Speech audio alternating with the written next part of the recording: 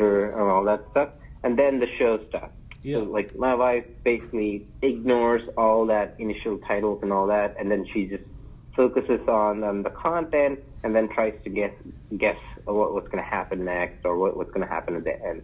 Yeah. The way I got involved, or the way I kind of came up with my philosophy is, I would basically start focusing on, hey, who are the main characters, be it a movie or a TV show, who's the music director, who's the producer to an extent, who wrote the screenplay, who are the writers, and of course, who is the director, right? So I kind of developed this huge interest for, like, any movie or show I watch, or who's the creator, how did they create it, and who the directors, what's their past work.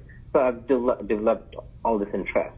And then after watching some of the shows, like The Heart Home and some of these action-packed episodes of Game of Thrones, I was like, who's the director? So I saw the name, Gil Sapochnik, and I started looking him up.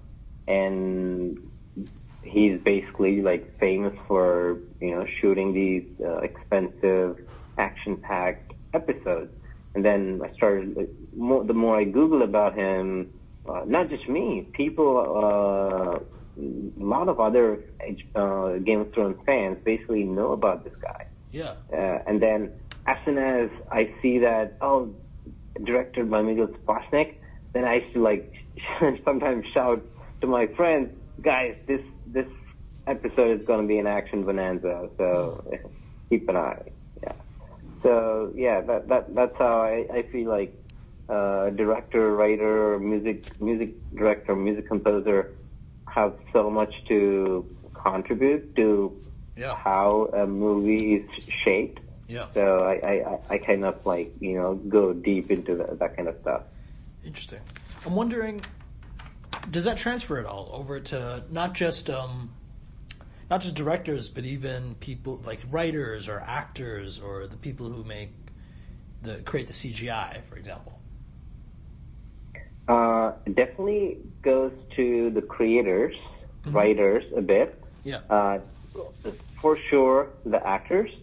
The CGI and stuff sometimes goes to the stunt directors or the action directors. Yeah.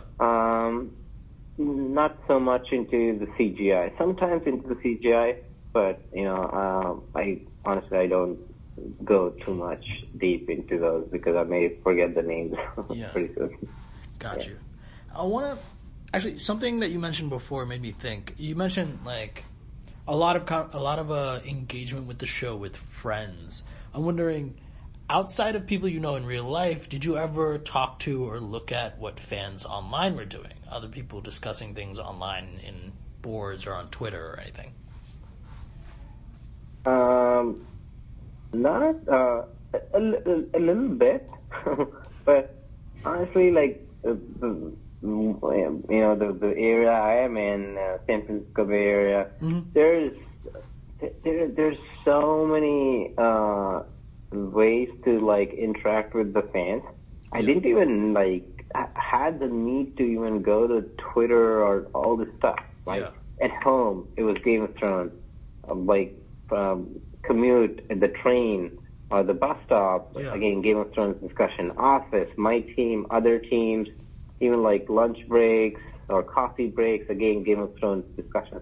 So pretty much those 3-4 months time, it was morning to night. Everywhere I go, it's Game of Thrones discussions everywhere. Even when I go on business trips to either within U.S. or outside the U.S., Game of Thrones discussions again. Even, like, folks who I sit beside in the airplane, again, hey, do you watch the show? And then boom, like, we almost end up talking for 1 hour. Even Uber rides, Lyft rides, Game of Thrones discussions as well.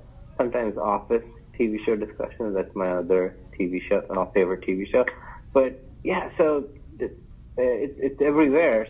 So I honestly didn't, like, see a need to, like, even go beyond these verbal discussions.